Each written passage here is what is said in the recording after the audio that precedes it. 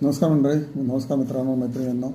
तुम्ही लोक four wheeler चालवता राईट. दर 3-4 वर्षांनी टायर बदलता, पण टायर सेक्टरचा कधी अभ्यास केला आहे का? मी केला आहे. तर तुम्हाला सांगतो, मी या चॅनलमधून तुम्हाला जो अभ्यास केलेला असतो तो फ्री तुम्हाला डिस्पॅच करत असतो आणि डिसिमेट करत असतो. त्याचा तुम्ही लाभ घ्यायला पाहिजे. ओके. तर टायर सेक्टरची अशी स्टोरी आहे की टायर सेक्टरचे प्रॉफिट 2014ला होते 3,000 कोटी. ओके. त्यानंतर वाढून ते झाले दोन वर्षात 51,000 कोटी झाले. त्यानंतर टायर सेक्टरचे प्रॉफिट ऑलमोस्ट स्टॅटिक होते काही वर्ष, म्हणजे जवळ 4 ते 5 वर्ष. त्याच्यानंतर 2024ला प्रॉफिटेबिलिटी होती 7,000 कोटी. ओके. म्हणजे 3,000 कोटीवरनं 7,000 कोटी. Okay. In just may be 10 years. Okay. Is not much.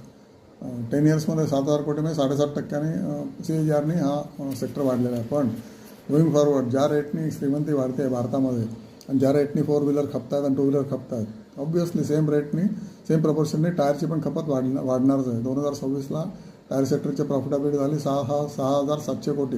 जी गेल्या वर्षी होती 5,800 कोटी. म्हणजे एका वर्षातच प्रॉफिटेबिलिटी 900 कोटी वाढली because of exploding auto sector. Exploding auto सेक्टरमुळे इतर ॲन्सिलरी कंपन्यांसुद्धा प्रचंड लाभ होत असतो. तुमची दृष्टी ओपन पाहिजे, ऑब्झर्वेशन पाहिजे की आपण दरवर्षी काय गाडीत बदलतो आहे. तर काय बेसिकली इन्शुरन्स आपल्याला दरवर्षी घ्यायला लागतं. ओके. त्यानंतर अजून काय घ्यायला लागतं, दरवर्षी मेंटेनन्स करायला लागतं राईट. त्यामुळे सर्व्हिसचं उत्पन्न पण टोयोटासारख्या कंपन्यांचं किंवा किर्लोस्करच्या हाताखाली येते किंवा मारुती, सर्व्हिस उत्पन्न पण प्रचंड वेगाने वाढतच असतं त्यांचं. ओके. ते आपण दरवर्षी करतो. इन्शुरन्स दरवर्षी करतो. मे बी ऑइल पण आपण लूब ऑइल पण दरवर्षी गाडीचं आपल्याला बदलायला सांगतात लोक, जे सर्व्हिस सेक्टर्स असतात ते. ओके. त्याच्यानंतर दर 4 वर्षाने आपण टायर बदलतो राईट. सीट कवर बदलतो का? मे बी बदलत असो, पण नॉट मच. पण टायर्स, इन्शुरन्स आणि लूब ऑइल या 3 गोष्टीत आपण बदलतो.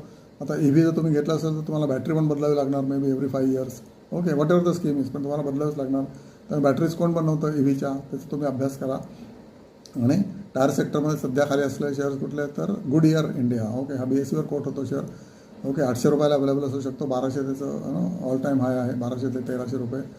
आणि दुसरा आहे तो ऑलरेडी वर गेला आहे बालकृष्ण इंडस्ट्रीज. हा ऑफ रोड टायर बनवतो. ऑफ रोड म्हणजे काय? कन्स्ट्रक्शन इक्विपमेंटसाठी जे रोडवर चालत नाहीत टायर्स, ती कन्स्ट्रक्शन इक्विपमेंटसाठी किंवा बोगदे बनवणारे जे मोठाले टिलर्स टिपर्स असतात त्यांच्यासाठी. आणि ही पण कंपनी खूप प्रॉफिटेबिलिटी, पोद्दार ग्रुपची कंपनी आहे बालकृष्ण इंडस्ट्रीज. याचा पण टार्गेट 2800 असू शकतं, आता 2100-2200ला असेल. आणि गुडइयर इंडिया या बाकीचे JK टायर बघा 130ला होता 4 वर्षापूर्वी, आता तो 300-400ला आहे. त्यामुळे ज्याची एंट्री पॉईंट राईट असते तिथे तुम्ही एंटर करा. टायर सेक्टरचा पण अभ्यास करा. तुमच्याकडे गाडी असेल तर कुठली तुम्ही टायर वापरताय, कॉम्पिटेटिव्हशी तुम्ही कोट घेता की नाही, कुठल्या टायर कंपनी सगळ्यात स्वस्त टायर विकते. तर मी जो अभ्यास केला तर JK tyre was cheapest that time, पण व्हॉल्यूम ग्रोथने त्यांनी